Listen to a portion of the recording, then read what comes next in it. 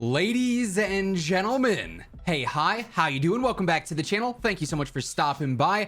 Of course, earlier on this week, we saw the massive Season 4 update go live in Warzone, which included an absurd amount of weapon tuning, tons and tons of changes. So today, you already know we're going through and breaking down what the Season 4 meta is, going through our tier list and breaking down what's top meta, what's competitive, what's maybe viable, maybe garbage now, obviously based on all the changes that we saw in the patch notes. As we go through it all, if you enjoy the video at any point, let me know by dropping a like on it. And if you're new here or if you're a part of that 54% of viewers who have not already subscribed, every day I got you covered with all things going on in COD, news, updates, loadouts, tips. You'll find it all right here. So feel free to hit that sub button and turn on those post notifications. And of course, if you ever want to check out Gamer Advantage and get a pair of these blue light glasses for yourself, they are absolutely phenomenal. And Code WHosImmortal always gets you at least a 10% discount on your order. They offer prescription or regular lenses, and the link for that will be down below. So here we are on our tier list. If you are a reoccurring viewer on the channel, you're probably very familiar with this by now, where we have all of our meta ranks: what's top meta, what's competitive, what's viable, what's below average, what's niche or meant for very specific situations, and what's absolute garbage. And I also have my very lengthy list of notes going over the patch notes, what was buffed, what was nerfed, and how it affects the overall meta here. First things first though, we do have two new weapons to go ahead and rank: the Marco 5 SMG and the UGM 8 LMG. First up, the Marco 5. This one is surprisingly easy for me. It absolutely is top meta. This thing is insane. It's got absurd mobility, which I think is a little bit broken right now. Will probably get fixed in the coming days. But in general, its TTK is phenomenal. With Akimbo, it's obviously a little bit more niche in that regard, but its theoretical TTK is very, very good. It is just wildly competitive. So in my opinion, easy pick for top meta. As far as the UGM 8 goes, based on my playtime with it so far, I would say this one is more so competitive. All the LMGs right now, you'll get to the Bruin and the PKM obviously later on into the video. They're good for TTK, like they're very consistent, but obviously there are a lot more versatile guns in the game with the rifle category in specific, so I think that's sort of limited from being absolutely insane top meta, but it is very, very strong. I'd probably be picking it over the Whitley, the Bren, the Type 11, the MG42, the DP as of right now. So that's how those stand. Let's go ahead, let's get into the general rankings here. First up, the Cold War AK actually got another recoil nerf. It's not enough to bring it down beneath competitive though. I think it stays here. You'll notice that this is a very strange update because while we have a ton of patch notes to go over, the way that things change is rather odd for what it is. You'll see by the end of the video, of course, but yeah, AK is staying where it's at. Now the AS44 I actually bumped down to competitive due to some recent changes and just comparing it to other guns, especially in top meta. It's a more difficult gun to use for a reason. It has really, really good stats and absurd TTK if you build it for fire rate, but it's also not that consistent over range for most players just because the recoil and everything's awkward. Now they did give it buffs to the control, the range, and the velocity, which do make it pretty strong, honestly, especially for something like sniper support for mid-range fights in particular.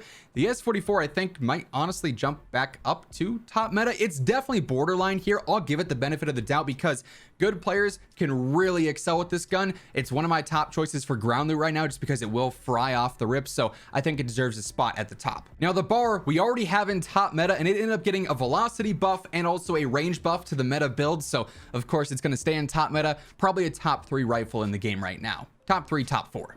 The Cooper actually got a damage buff in general, so it's now better than before, obviously also staying in top meta. The Itra Burst got a velocity buff, but I just don't find this weapon to be consistent enough at any range really to be meta as a consideration. I think competitive is where it's going to be for the long term, unless it just gets some insanely broken buff that gives it like a 1 burst potential. The Nikita also got better for sniper support, but not in a way that I'd necessarily be taking it over something like the AS44, maybe even some of these subs in here. It ended up getting a damage and a movement buff, so it's going to be a lot more consistent than it was last season, which I felt like it really needed. But to me, the weapon still just doesn't feel as good as some of the other options up here, so again, I don't think it ends up moving. Rinse and repeat here. The KGM40 got a long range buff and a velocity buff, but it still doesn't have an incredible TTK. Its damage is on the lower end of things. While it is about as easy as it gets to use, the thing has no recoil. It does not hit hard. And if you're going for a low recoil weapon that maybe doesn't have absurd damage,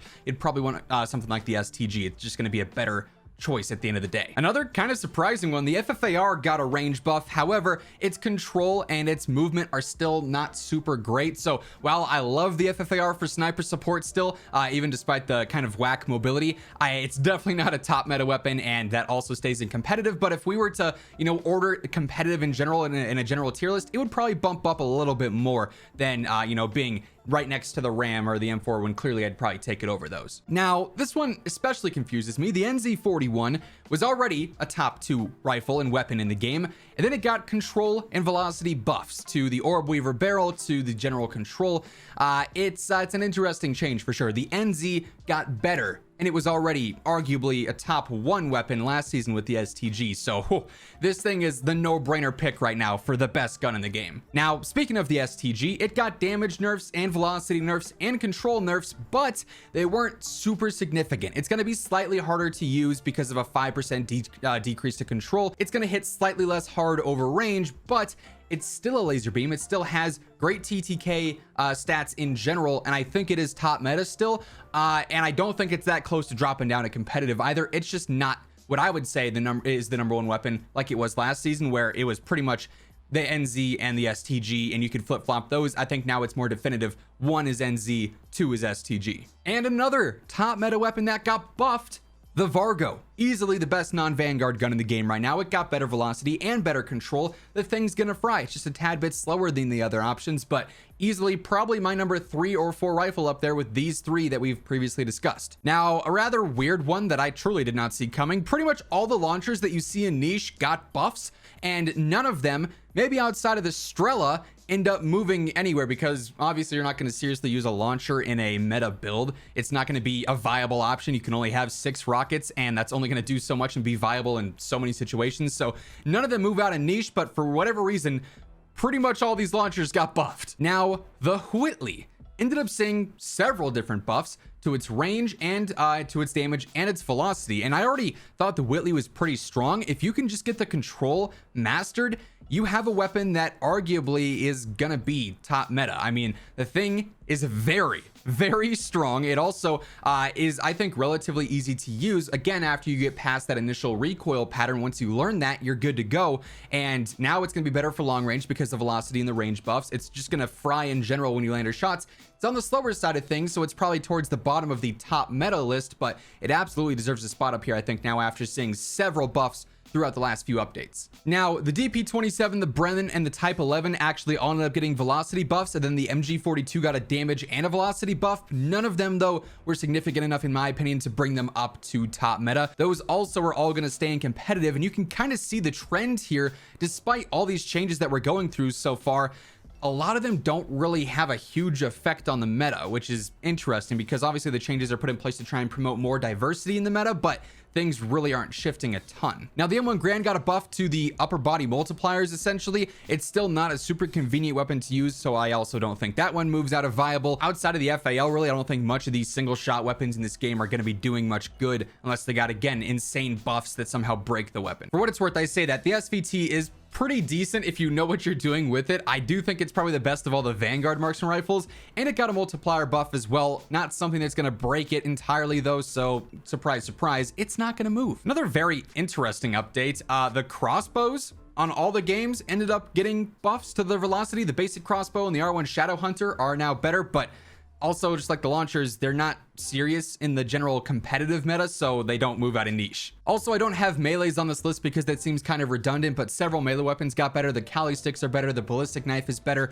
If you're in that niche of weaponry and gameplay, you're going to enjoy those changes because they did make melees significantly more impactful. Now we get to some actual meaningful nerfs, but they come in a weird category. The pistols all got several changes, or some of them got several changes. The amp ended up seeing a medium and a long range nerf, but actually a close range buff. So that in and of itself, I think, keeps it in competitive. I'm still definitely taking the amp over every other pistol as like a true secondary if I needed one of those, just because it's the easiest to use and the most reliable. It might not have the best TTK, but I'm gonna have more success with a fully auto pistol with the amp versus the rat, which I have to spam. It's just more annoying and more effort. You'd rather go for what's easy and what's effective. So amp is staying in competitive.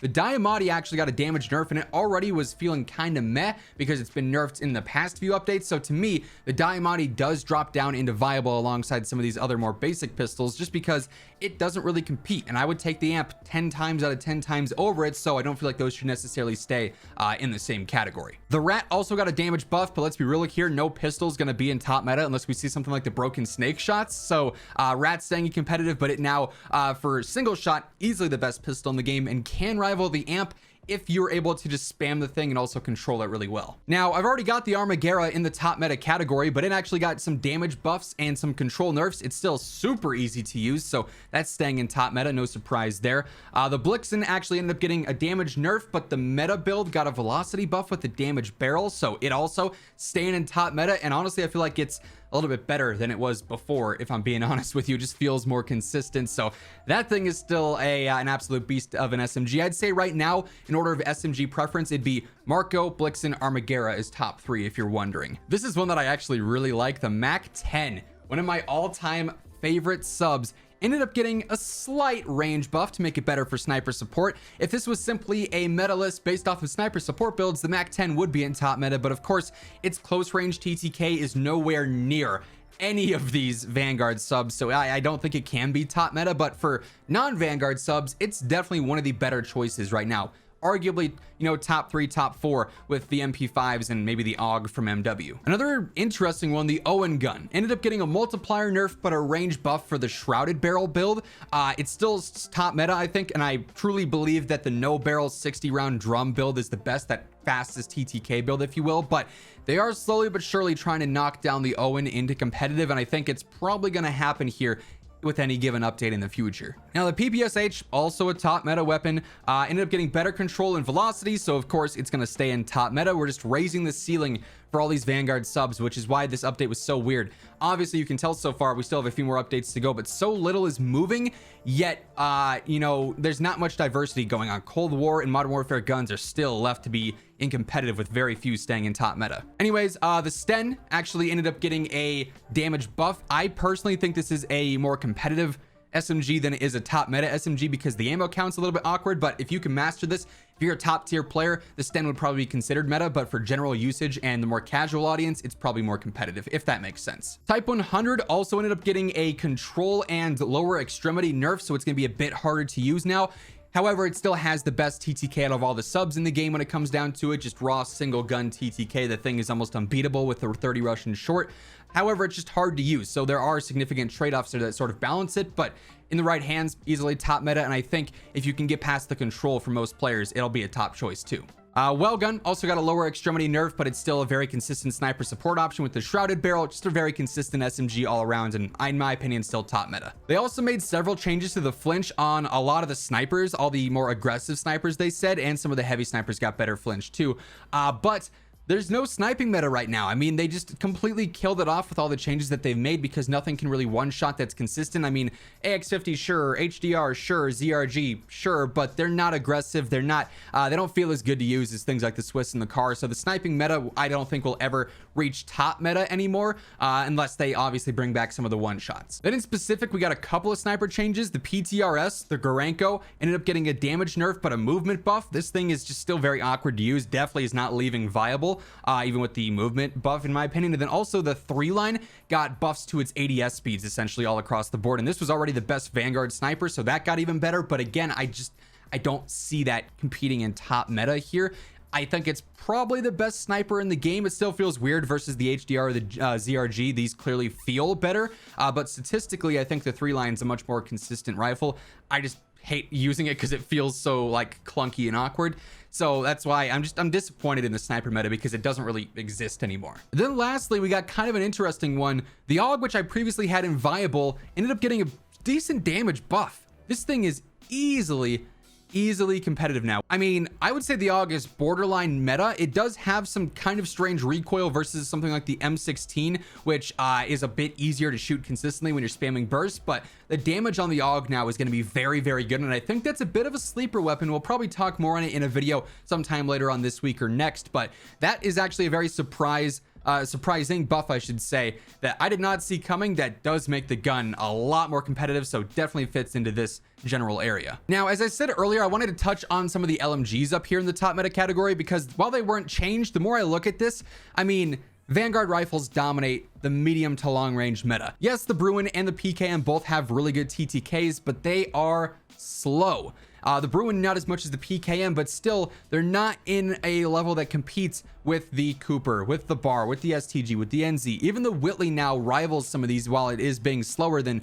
maybe these, but probably a lot closer to the PKM, its damage is very significant. So I think the Bruin and the PKM, unfortunately, both end up dropping down into the competitive category, which truly I hate to see, because I want to see more MW and Cold War guns in top meta. But I mean, really, it's the Cold War rifles that stand out, and everything else is Vanguard right now. It's kind of a weird push towards Vanguard, considering the game's not being like pushed for sales anymore. You'd think this would be the case at the start of the year, not so much now. So very strange tuning update. We obviously got an absolute ton of changes, but the meta didn't really get any different. I mean, top choices for rifles and SMGs are still the same, just with the addition of the Marco now.